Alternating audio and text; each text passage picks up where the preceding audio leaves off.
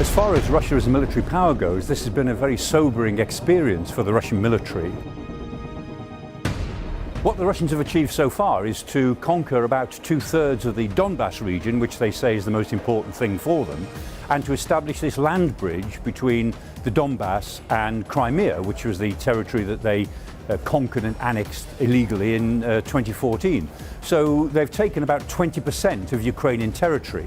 But remember that this war began with Putin's intention to occupy the whole of Ukraine, to throw the government out, to install his own government, and effectively to absorb Ukraine into a greater Russia. That has completely failed. They are 2/3 of the way through occupying the Donbass, but elsewhere it's not going terribly well.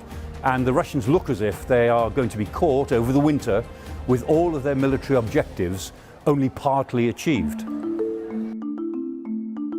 President Putin has no military background.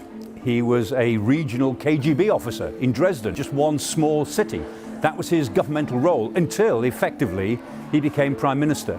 Like all great dictators, he thinks that he's some sort of military genius.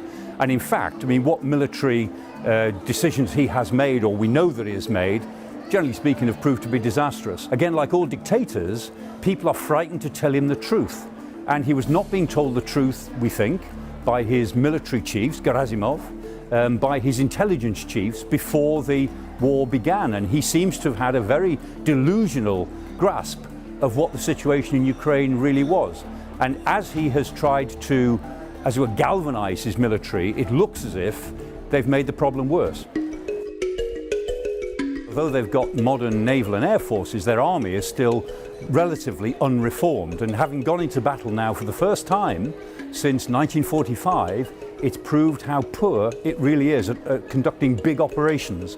And so that's been an eye-opener, not just to those of us in the West who look at these things, but particularly to the Russian High Command, who thought that they were much better than they've turned out to be. The Russians have called in troops from every other theatre that they've been involved in order to send them to Ukraine. And so Russian forces opposite the Baltic states, Estonia, Latvia, Lithuania, are thinner now than they've been for many, many years. Russian borders are more open now than they've been for a very long time, because they've had to concentrate those competent and professional troops that they have into Ukraine. What the Russians are facing is a situation where if they get bogged down in Ukraine for the next few years, that their army is far, far too small to perform the various other jobs which a big power, a continental power like Russia, must have.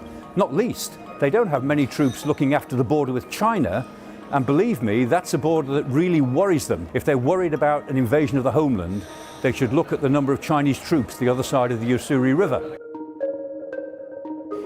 Ukraine is fighting for its life, so in principle Ukraine can hang on for a very long time. It's a big country, the biggest country in Europe apart from Russia itself, a population of 44 million people. They say they can put 1 million people under arms, and that's plausible. They certainly think they can put 700,000 people, 750,000 or so, under arms by this time next year. That means that they've got plenty of ability to carry on and sustain themselves. But they can only sustain themselves and carry on fighting if the West carries on backing them with weapons and support and money.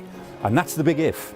If the West does not lose its nerve, and if the West is prepared to take some real pain from here on in to support Ukraine, then Ukraine can carry on at least as long as Russia can, and maybe longer. The present war, I think, may end in some sort of ceasefire, perhaps next year, perhaps the year afterwards. And so anything short of throwing this adventure out, preventing the Russians from gaining anything out of this adventure, anything short of that will be a victory for Putin. And for sure, if they gain even a little bit of territory from Ukraine this time round, they'll certainly be back for more quite soon. There is every chance that this will become an open-ended war, which will last for 50, 60, 70 years, which is to say it won't be a war all of that time, it will be a struggle in which Russia refuses to recognize the right of Ukraine to be an independent state, and Ukraine has to live with the reality that on their border is a state, a country 10 times bigger, which actually wants to conquer them. And so what I suspect will happen is that this struggle will go through a series of on-off conflicts. So there'll be a conflict, there'll be a ceasefire, the ceasefire will hold for a few years, then break down, the conflict will break out again.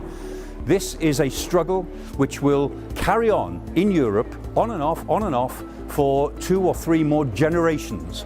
And we've got to prevail, we've got to protect ourselves, protect our liberties, and learn to prevail in this conflict so that Russia, whoever the leaders are in 20, 30, 40 years' time, get the message that Western Europe will stand up for its own democratic principles.